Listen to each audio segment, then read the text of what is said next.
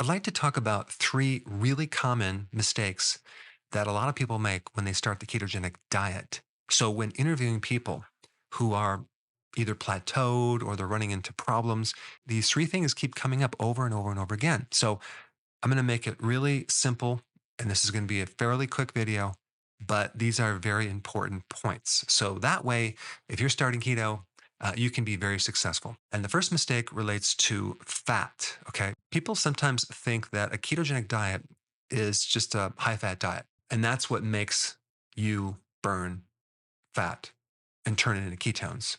That's not true. It's not eating more fat. Eating more fat is not going to make you more into ketosis. It's the lowering of carbohydrates. Now, what is an average person trying to fix when they go on keto? They're trying to fix problems with their insulin. Okay.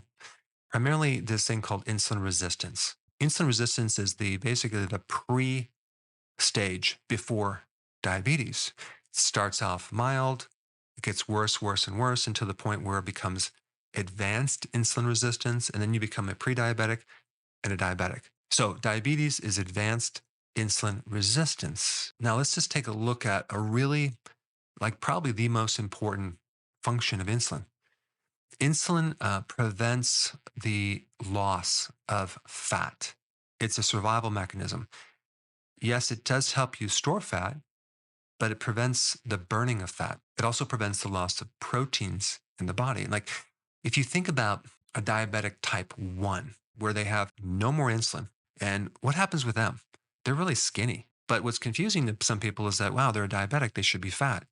Now, a lot of times when you have type 1, you're very, very skinny. Why? Because you have no more insulin to store anything. So everything just tends to just end up in the blood. So you have high levels of fat in the blood that then don't get stored. You end up with high levels of sugar and you lose a lot of protein too. So it's a really nasty problem, diabetes type 1. So, how does this relate to fat? In order for you to even develop diabetes in the first place, advanced insulin resistance, or even insulin resistance, there has to first be a problem in your fat cells, where your fat cells have insulin resistance. In other words, there's this dysfunctional fat cell that can no longer store fat. So, as a protective mechanism, the fat cell has to stop that fat from going in. So, it develops this resistance against insulin. So, we no longer have this storage mechanism in the fat cell. But now, where does that fat go? The fat is now going to be accumulated outside the fat cell. Okay, that's called ectopic fat. It's not in the adipocyte anymore. You're going to get fatty muscle. It's going to be in your liver. It's going to be around the organs. It's going to be inside the pancreas. It's going to be all over the place. That is when you start developing insulin resistance to a point where then it switches to diabetes. So let's just take a look at that one point for a second. If you're going to go on keto to fix insulin resistance, and you're a pre-diabetic or you're diabetic, would it make sense to really stuff yourself with more fat? That's going to contribute to the problem. So one of the biggest mistakes on keto is people just do unlimited fat. They do bulletproof coffee. They're downing tons of butter. They're doing keto fat bombs. I actually have a recipe channel that teaches you how to make these recipes, but I do think they serve one purpose is when you first start keto and you're making this transition and you want to make it easy and you eat more fat to be able to fast longer. Okay, that's a good reason. But after you've adapted and you're doing good, I don't recommend continuing to just dump unlimited amount of fat in your system. What you should do is consume the fat that normally comes with the protein. Don't go low fat. Don't avoid fat, but just don't consume a lot of extra fat, especially if you're trying to fix insulin resistance and diabetes. So when someone's like plateaued with their weight and I ask them what they're eating, and then I find out they're eating like all this extra fat, like I'll have them make that change and they'll do much better. On the flip side of that, there are certain programs like Ideal Protein that is protein, low carb, and low fat. But the problem is the quality of ingredients are really crappy. They're getting their protein from soy protein isolates and all that stuff. So that's not necessarily one of the mistakes. I just want to bring that up. You want to use healthy ingredients as well, like real food, which relates to the mistake number two. I mean, this concept of keto snacks. goes completely against what we're trying to do because insulin is not just increased by carbs, it's also increased by eating. And these snacks are going to really just raise your insulin. Especially if you're buying all these snacks, you're going to be eating them through the day. I mean, just go on Amazon and type keto snacks. There's just everything from keto ice cream, the so called protein shakes. There's chips, there's cookies. It just goes on and on and on. And if you read the label on this, they're filled with things like polydextrose and dextrose and all these new fibers that haven't been tested, tapioca, corn fiber. And just because something says keto does not even make it keto. But the point is that you don't want to do these snacks. I can see using some of these as dessert occasionally, but I don't do a lot of these keto snacks. And that is a big reason why people are failing on keto because they're doing all this keto snacks and the ingredients are not even keto, especially when you get into the Atkins type so-called keto friendly foods. And then you have Slim Fast. But if you see ingredients like maltitol, I mean, that's just like almost the same as sugar. And I have found just by cutting out the keto snacks that people do very well. Just eat real food. Don't make your meal a bar, like a keto bar, even if they're the correct macros, because it's just not real food. All right, number three, hidden carbohydrates. Okay. And a big one is this maltodextrin.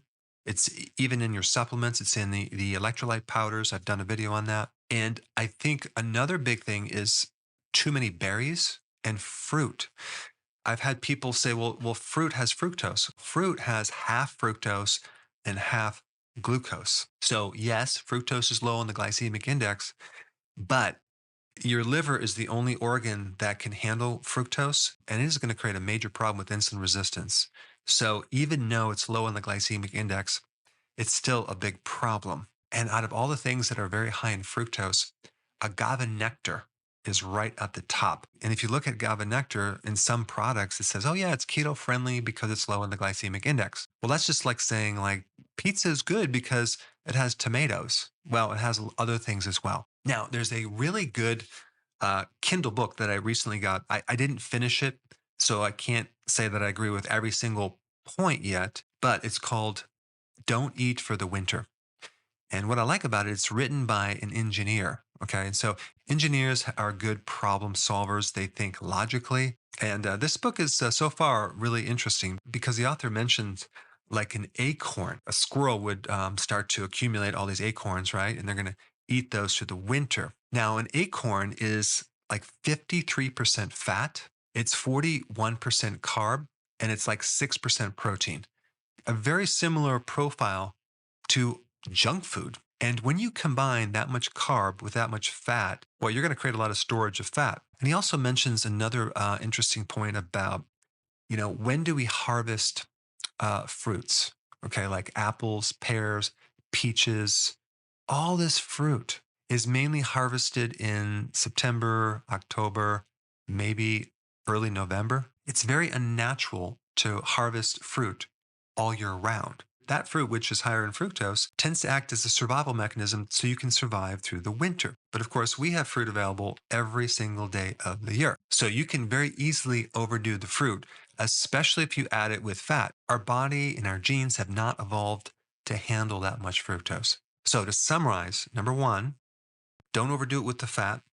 Consume the fat that normally comes with protein. And also realize when you're drinking all this fat, it's not all being oxidized as fat burning. A lot of it can be stored as well. And as I'm thinking about this, there's actually a fourth one that I want to bring up. I mentioned this in another video. Now, typically, the ketogenic diet should be a moderate amount of protein, and it definitely should be bioavailable, complete protein. So if you're doing the ketogenic diet with plant-based protein or just not enough bioavailable protein, that's going to tell the brain to keep eating. So out of all the macronutrients, carbs, protein, fat, protein is the most valuable to the body because we don't store it. And there's so many different functions that are dependent on this protein. So this really relates to when you start doing more intermittent fasting and prolonged fasting. If you're deficient in amino acids, going into a prolonged fast, you're just not going to feel good. And so for some people that don't feel good, it wouldn't hurt to take a blend of complete amino acids just to fortify the body. Now, to get more information, and the healthy version of the ketogenic diet. I put that video up right here. Check it out.